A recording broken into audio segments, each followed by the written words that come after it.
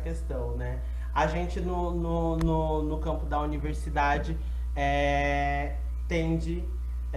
Eu falo a gente porque a gente está na universidade, né? Claro que a gente, enquanto pessoas pretas, pessoas negras dentro da universidade, tenta ao máximo descolonizar, mas a gente não pode se excluir disso porque a gente está lá dentro também, né? Então, a universidade, ela tende ela se constrói, então, em bases epistêmicas ocidentais e ela perpetua, né, essa lógica. Eu não sou contra, né, as lógicas hegemônicas, né, da dança. Eu não sou contra o balé clássico, eu não sou contra as perspectivas trazidas pelas técnicas e abordagens de educação somática. Inclusive, sou também um educador somático, acredito nesse potencial, mas a partir de outras lógicas, a partir de outras premissas, né? É... E aí a gente entra numa categoria que é currículo, né? Grade curricular. E aí a gente tem, por exemplo, na grade curricular do curso de dança, né? O curso que eu fiz e tal, faço ainda, né? Preciso concluir, falta a optativa. A gente tem no primeiro semestre, por exemplo, laboratório de investigação do movimento, abordagens lógicas da dança, história das artes e várias outras disciplinas. Você pode escolher, dentre elas as que você pode escolher, tem balé clássico. Agora, nós temos uma disciplina que é optativa, né? E que trata de corporeidades afro-brasileiras, ou de danças brasileiras, na verdade. São danças brasileiras, né? Essa disciplina não é obrigatória, ela é uma disciplina optativa, ou seja, para toda a gama de conhecimentos no que tange a dança, o corpo, a licenciatura e o bacharelado, né, da nossa graduação, todas as outras técnicas e abordagens são obrigatórias. As danças brasileiras você escolhe, né? Então, tem alguma coisa de errado nesse babado aí, né? Esse caldo aí não tá legal. Por quê? Se a gente tá no segundo país mais negro fora da África, se a gente tá no curso de dança, que é o segundo curso mais antigo do país, por que a gente tem uma disciplina que é optativa, não é nem obrigatória, né? E todas as outras são obrigatórias. Então a pergunta ela vem assim: qual que é a estrutura? Todas. Se uma não está lá, qual que é a estrutura que é invisibilizadora? Todas as outras. Se tem uma que não está lá, ué, todas as outras ajudam a me invisibilizar, uma vez que eu não estou lá. E eu pertenço a esse lugar, tanto quanto todas as outras lógicas. Eu descendo e eu constituo lógicas nas minhas danças e nas minhas composições poéticas, tanto quanto todas as outras lógicas em dança. Ora, se eu tenho laboratório de investigação do movimento, ué, a capoeira não investiga o movimento? Ué, o cavalo marinho não investiga o movimento? Ué, o coco, todos os cocos, não são formas sofisticadíssimas de um sapateado tradicionalmente brasileiro?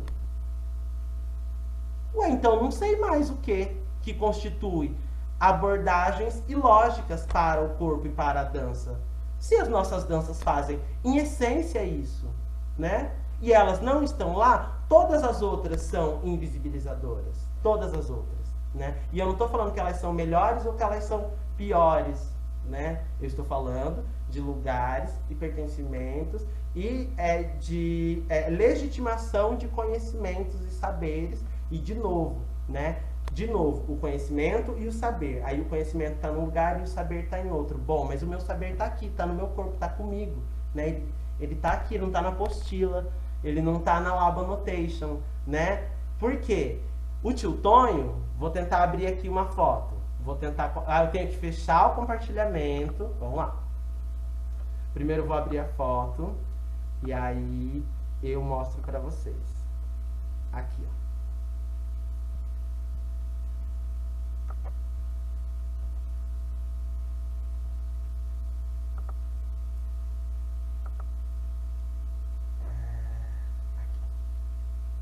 Vê a foto?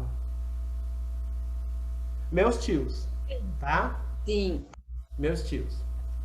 Ah, do lado direito, seu João Chaminé. No centro, meu tio Walter. Aqui à esquerda, tio Tonho, tá? Fui para casa agora e precisava fazer as divisas dos terrenos, marcar as divisas.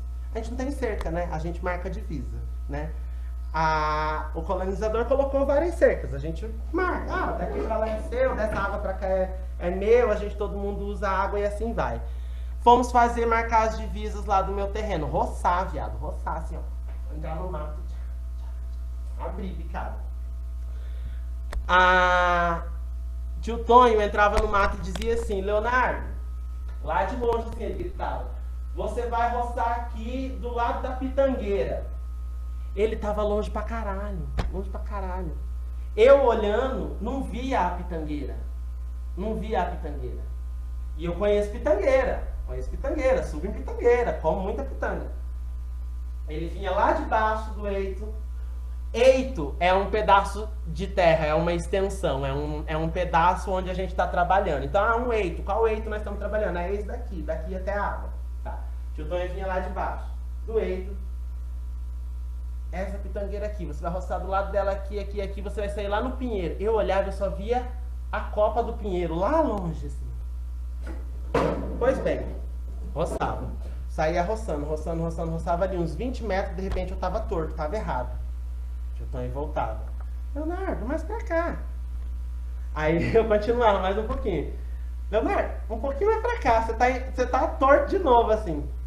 Assim foi, umas 2 vezes. Ou seja, ele pegou e começou a arrancar as estacas que a gente estava cortando e começar a marcar o meio do caminho. Ó, é por aqui que você vai roçar, até essa estaca. E começou a delimitar. Pois bem, roça pra cá, sobe, desce, passa um rio, chega no pinheiro, vai descer até o vertedor d'água lá do falecido não sei quem, que eu já nem me lembro.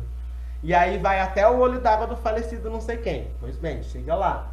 Daqui você vai subir.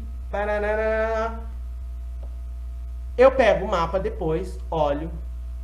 Primeiro que antes de eu chegar no mapa, eu cheguei em todos os marcos, certinho, segundo a orientação do tio Tonho. Ele não tem mapa nenhum. Ele caminha pelo mato. Ele vive no mato. Penso eu no meu cabeção. Será que se eu soltar Laban e falar para ele se localizar o corpo dele no espaço, no meio da floresta ali, será que ele se acha? Será que ele acha água para ele beber? Porque se não achar, ele vai morrer. Entendeu? Será que ele consegue não se atolar num banhado? Porque se ele se atolar num banhado, se ele cair no banhado, ele vai ficar atolado no banhado. Quando eu estou falando de conhecimento e de saber, do saber, eu estou falando desse tipo de conhecimento que compõe o saber. Porque é um saber que ele é sobre muita coisa. Ele não pode apenas saber ir para a direita ou para a esquerda. E nós, nas lógicas de dança, estamos aprendendo lateralidade contra lateralidade. Avança, recua. Contrai e expande. Para onde é que vamos contrair e expandir nossos corpos para o mundo? Porque é esse conhecimento, é o meu corpo no mundo, né? No mundo mesmo, assim, esse conhecimento é necessário para a vida humana, né? Então, quando eu estou falando dessa lógica, por exemplo, por que é que Judá foi meu aluno de capoeira? Judá é filho de Amanda Tunde, samba da Murixaba, procurem, uma grande referência do samba de Curitiba. O Judá cresceu no samba da Murixaba, junto com os grupos de capoeira, os samba de roda, os afoxé e tudo mais. O Judá me via dançando balé e falou, eu quero fazer esse negócio, porque ele gosta do desafio, ele gosta do duelo. Então ele vinha e me chamava para duelo, faz uma pirueta, faz isso, faz aquilo. Então eu fazia, faz você, ele fazia. Aí o Judá vira e faz assim, ó. Faz assim. E aí ele gira, né, em cima da cabeça. Ele faz uma parada de mão e ele gira em cima da cabeça. Porra, ele está invertendo a lógica de dança que o Ocidente está me apresentando. Que é uma lógica da verticalidade, ele já botou a cabeça para baixo. E aí? Andar em cima das pernas é legal, a gente aprende andando em cima das pernas. Essa lógica de dança proposta pela capoeira inverte toda e qualquer ordem já pré-estabelecida, né? Então, o que que ela faz, né? Em princípio, ela confronta as lógicas e abordagens de corpo trazidas pela cultura popular e pelas corporeidades das danças afro-brasileiras. Elas confrontam, elas entram em choque direto com a lógica do Ocidente. Porque ela não é linear, porque ela retira a primeira imagem. Ela retira de você a primeira imagem, não é apenas aquilo que você está vendo. Porque aquela parada de mão, o olhar na dança, né? A gente está aqui olhando para onde vai a mão, olhando para onde vai a mão, e a lógica do Judá, do olhar, tá aqui, ó. Ele para aqui, ó.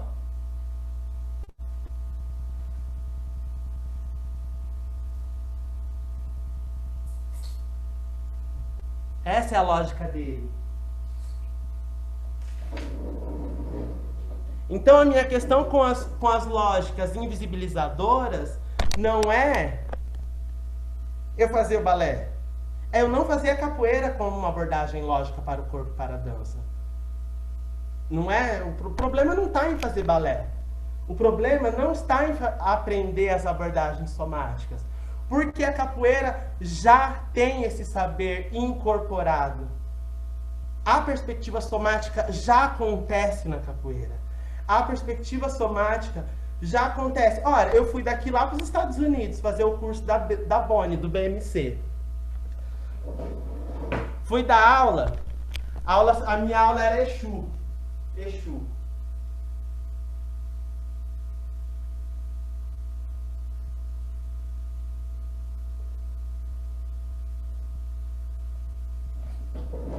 É claro que eu sei que existe uma lógica dentro das danças afro-brasileiras que são externo, serpentear da coluna, maleabilidade da base do crânio. Essas são lógicas já reconhecidas por nós, né? Sabe eu que esse é um ponto de encruzilhadas, né? É um ponto de encontro, né? Poxa, o que tem aqui? Se não meu coração, se não a distribuição do fluido vital para todo o corpo, a irrigação, né, do meu corpo está aqui, a água está aqui, né? Ora, uma encruzilhada relaciona a Exu, né? Então eu tenho o timo, né, o externo, e aí eu dou a aula, a Bonnie levanta com 78 anos e vem fazer a aula, né? Aí fez a aula, tal, sentou, pediu desculpa, sentou, falei, imagina, né? Uma senhorinha, assim. Aí no outro dia ela falou assim, então, quem fez a prática do Léo? Porque lá tava naquela prática de Exu, é Exu, né? Ela falou Exu, ela não conseguia falar Exu. É Exu, né? Porque lá tem o mesmo estímulo da abordagem do timo que a gente fez. E aí pediu para repetir o exercício da aula dela, do timo, de estímulo do timo, e a minha prática.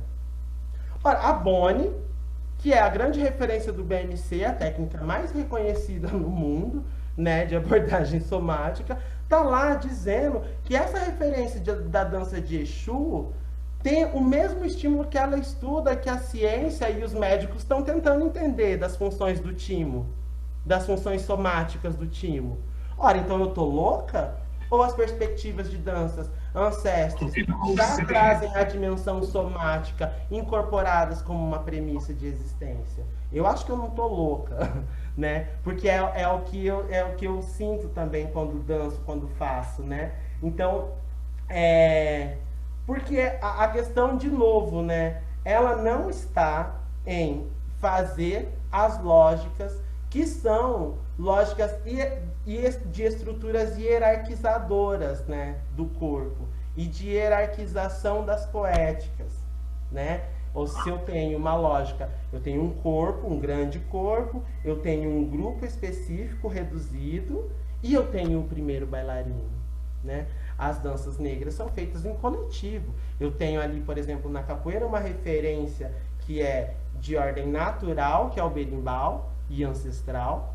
Eu tenho uma referência que é do mestre, que é aquele que compartilha aquele conhecimento, mas ela ocorre em circularidade. Né? O solo acontece no compartilhar. O solo não acontece sozinho. Ninguém entra na roda de capoeira sozinho, né, para estrelar, para solar. Você entra a convite de alguém ou você convida alguém para experienciar aquele momento de saber, né? Aquela experiência, aquela brincadeira, que é outro pressuposto muito importante. O brincar, né? O brincar é muito importante, porque o brincar, ele está relacionando uma coisa muito básica e muito legal, assim, né? Que você experiencia naquele momento do brincar e ele é aquilo que acontece, né? É o divertido, a brincadeira, ela tem essa coisa que ela traz aquilo que você não conhece, ela traz uma piada interna, né? E as tradições, por exemplo, você olha para o jongo, para a capoeira, para o samba de roda, as brigas acontecem no samba. As pessoas casam e descasam no samba, briga com a vizinha, faz fofoca do outro no samba e na capoeira também, né? Existem acordos tácitos ali para que essa coletividade, essa corporeidade aconteça, né? Então, assim, o jongo, a capoeira, o coco, a embolada, o rap, as disputas e as batalhas de rap na contemporaneidade. Quando a gente está falando de uma estrutura que a gente está falando de estrutura de diáspora, é isso. Olha que coisa interessante, né? É repente e é rap. Olha, uma palavra complementa a outra, né? Repente, rap, se eu tirar o repente, fica só o rap. Os cocos de embolada, a literatura de cordel, tudo isso se ressignifica e se compõe um mosaico coletivo, que são essas estruturas que se unem pela ritmicidade, pela corporeidade, pela dança, pelo calendário litúrgico, por esses acordos tácitos internos que a gente está falando, né? Essas brincadeiras, tudo, a resolução de problemas também. Tudo isso acontece dentro das culturas tradicionais, né? Essa experiência de si, do outro, acontece ali. Então, a lógica, ela não é hierarquizante, né? Ela propõe solidariedade, né? Então, primeiro a comunidade. O que é, por exemplo, de papel das universidades é ter professores negros dentro da universidade, dentro do seu corpo docente, né? O que é papel da universidade? Oferecer e trazer para perto, aproximar esses grandes conhecedores, né, os mestres e as mestras das culturas tradicionais, porque esse saber está lá, né? Eu, por exemplo, vou comer feijão, eu sei que feijão é uma comida de Ogum, daquele primeiro gesto que eu dancei, de cortar, é uma comida de Ogum. Eu sei que feijão tem ferro. Olha, feijão é a comida que se oferece para Ogum, o deus do ferro e da metalurgia, o deus da guerra e da tecnologia. Então, que coincidências são essas dentro de todo esse saber que não é conhecimento? Porque a universidade prioriza, né, o conhecimento. Então, por que é que esse saber aqui está tão distante ainda dessa forma de conhecimento? A gente ainda não está encontrando potência naquilo que a gente é, porque todos os outros encontraram. Observe, o teatro japonês tem o teatro japonês e tem a dança japonesa. Olha o Butô, se não é maravilhoso? Eu amo o Butô. Não é? Não diz muito sobre aquele povo? Olhe para os balés russos de Diaghilev. Diz muito sobre aquele povo. Diz muito qual é a estrutura social deles, onde é que está o Deus. O Deus está lá, né? O Deus está lá, Deus está para lá. Né? Diz muito sobre ele. Né? Qual é a referência de dança moderna? O que significa tirar as sapatilhas, botar o pé no chão, tirar aquele tchutchu, aquele que... Diz muito sobre uma sociedade e todos eles são potências dentro das suas corporeidades. Nós é que ficamos tentando pegar uma coisa daqui, uma coisa dali, uma coisa daqui, uma coisa dali E não conseguimos ainda valorizar a nossa estrutura de identidade, né? A nossa forma de civilização, que vai entrar em choque sempre. Porque o signo, a leitura do signo não é direta, de novo, é invisível, é intangível, né? Então, qual que é a função da universidade? Se aproximar dessa forma de saber. Ai, mas a universidade não está preparada. Se prepare, porque a gente está aqui e a gente está preparado, né? Tipo, pergunte para qualquer grande mãe de santo ou qualquer pai de santo se ele não tem domínio completo de todos os seus cultos, do início ao fim. Senão ele o ressignifica, ele o recria, mas ele acontece. Não deixa de acontecer. Né? Então, a universidade precisa reconhecer e se aproximar dessa forma de saber que não está desconsiderando o corpo, nunca desconsiderou, pelo contrário, se funda nele, né? Acontece nele. Então, o Kabengele Munanga, ele sugere assim, né? Se Paulo Freire colocou a pedagogia, propôs a pedagogia do oprimido, ele sugere que as universidades, que a gente crie, então, a pedagogia da diversidade, porque sem essa a gente não vai conseguir, né? Imagine o que seríamos nós se tivéssemos os balés nacionais afro-brasileiros. O que seríamos nós se tivéssemos as orquestras indígenas, a orquestra tupinambá, sabe? A orquestra, o corpo de baile caapó. O que seríamos isso? Que potência seríamos nós, entendeu? Olha para as Olimpíadas, todo mundo leva aquilo que lhe representa, né? De corpo, de dança, suas melhores performances. O país sede apresenta o melhor espetáculo de quê? De dança, é o corpo que comunica, né? O que seríamos nós com balés afro-brasileiros, sejam eles dadas as suas respectivas geografias e territorialidades, né? Então, acho que precisa mesmo olhar para essa diversidade e se aproximar, não se falar em espaço, né? Espaço é universidade e comunidade. Então, território, comunidade, universidade, né? Para ela ser um pouco mais pluriversidade, porque está muito uni, né?